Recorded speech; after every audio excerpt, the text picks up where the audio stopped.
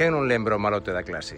Aquel rapaz egoísta, abusón e marrulleiro que parecía vivir por enriba das normas e das consecuencias. Non era precisamente o máis estudoso nin o máis solidario, pero por algún motivo, difícil de explicar, exercía unha certa fascinación sobre os demais.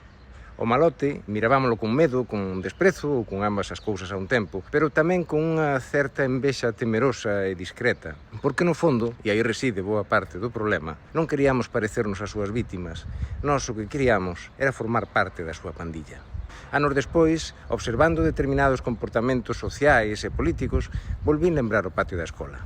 E comecei a preguntarme se parte da atracción que seguen exercendo certos gurús e caudillos non terá algo a ver con esa mesma fascinación. A miúdo, aludimos á ignorancia ou á desinformación para explicar estes fenómenos. E seguramente algo diso hai, aínda que a realidade sexa moito máis complexa. E é que moitas veces non son os argumentos os que producen as nosas conviccións. O proceso adoita funcionar xusto ao revés. Primeiro sentimos e despois argumentamos. E quizáis por iso a pregunta non sexa por que existen estes líderes agresivos, autoritarios ou populistas, senón por que continúan resultando atractivas para unha boa parte da sociedade. Tal vez medrar consiste en deixar atrás esa lógica, en comprender que a forza non é autoridade, que a agresividade non é carácter ou que a boa política non consiste en formar parte da colla do máis forte, senón en construir comunidades máis xustas, máis libres e máis humanas.